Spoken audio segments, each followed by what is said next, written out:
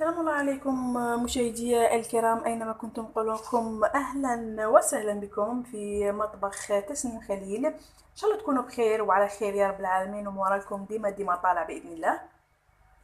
اليوم الوصفة تاع اليوم راكم نظن راكم تشاهدوا، راح نحضروا البواكاسي بطريقة رائعة وبنينة. البواكاسي على بالكم بلي البازلاء الجافة فيها الكثير من الفوائد، وكاين بزاف ناس ما يعرفوش كيفاش يطيبوها، لذلك ما يحبوش يدخلوها في الوجبات تاعهم. بالنسبه للمقادير، هنا عندي كميه من البواكاسي، يعني حوالي نص كيلو.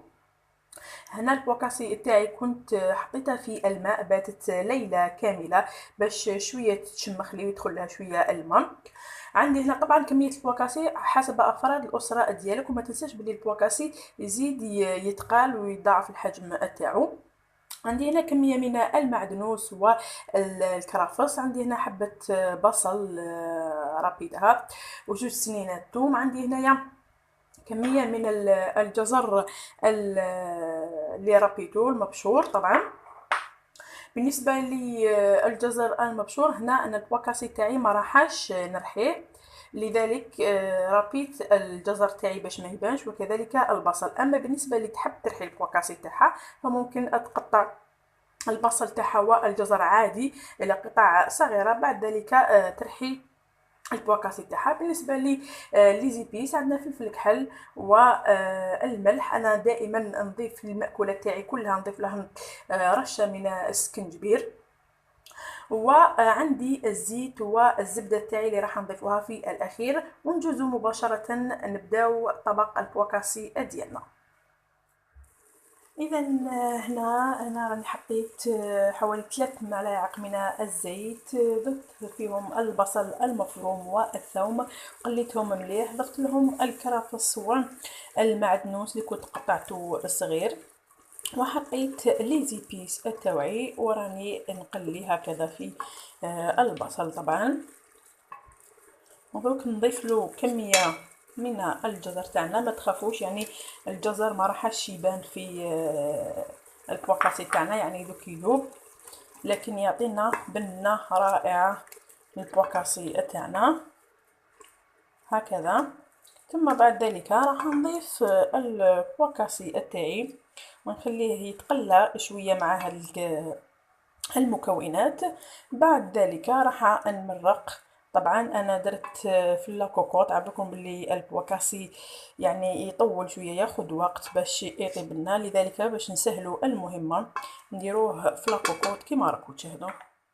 هنايا كيما راكم تلاحظوا راني ضفت البواكاسي تاعي طبعا، وراح نمرق بالماء سخون ونخلي لاكوكوط تاعي نغلقها عفوا، ونخلي البواكاسي تاعي يطيب. طبعا هنا نمرقو، من بعد كي يطيب لنا البواكاسي تاعي ممكن انه ينقص هذاك الماء ديالو. طبعا نزيدو نديرو ماء واحد اخر، يعني البواكاسي تاعنا باش ما يجيناش ثقيل. هنايا انا نغطي على البواكاسي تاعي ونخليه يطيب. اذا هاي ليك البواكاسي تاعي بعد ما خليتها تتقلى مليح في لاكوكوط. هنايا راح نزيد لها شويه ماء لانه نقصت لي من الماء، يعني عينك هي ميزانك. انا ما نحبهاش تكون ثقيله بزاف، لانه على بالكم البواكاسي قد ما يقعد قد ما يزيد يتقال. هنايا راح نخليه يتقلى قليلا طبعا، وراح نرمي له. طبعا انا راح نرمي لها البرميسال او الفداوش. طبعا كاين اللي يرمي لها الارز، وكاين اللي يرمي لها لسان الطير، يعني حسب الاذواق. انا راح نرمي لها شويه، يعني قليل فقط ماشي بزاف. نرمي لها شويه فداوش ونعاودو نوليو فيما بعد. اذا هنايا انا راح نضيف كميه قليله كما قلت لكم من البرميسال، راح نخليها حوالي دقيقتين فقط ونطفي عليها. عبالكم بلي الفرميسال ما تشدلناش وقت بزاف. وفي الاخير نضيف لها القليل من بودرة الثوم المجفف باش تعطينا النكهة طبعا. ونضيف لها ملعقة من الزبدة كما راكو تشاهدوا باش تعطينا نكهة وبنة رائعة في منتهى الروعة. هنايا انا نطفي البواكاسي تاعي لانه راهو طاب ونجوزو نشوفوه.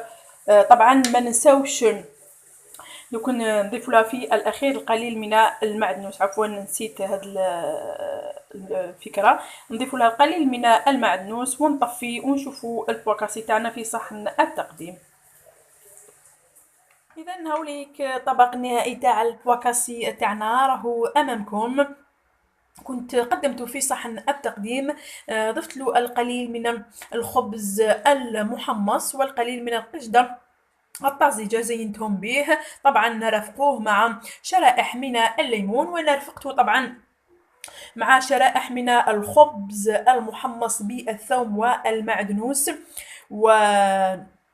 الجبن المبشور. صدقوني طعمهم رائع جدا ويتماشى مع الحساء والشربات. ان شاء الله راح ندير لكم فيديو على طريقة عن طريقة تحضير هذا الخبز المحمص للأطفال ولا يتناولوه. طبعا والله العظيم رائع جدا في الذوق تاعو ومع الشربات من أروع ما يكون. نتمنى تعجبكم وصفة البواكاسي لنهار اليوم.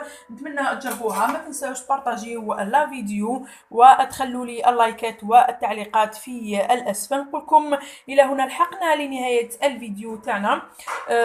ما تنساوش الاشتراك ومتابعه القناه اذا حبيتوها تطلع وتنجح بفضلكم. تهلاو في روحكم بزاف. دمتم في رعايه الله وحفظه، والسلام عليكم ورحمه الله تعالى وبركاته.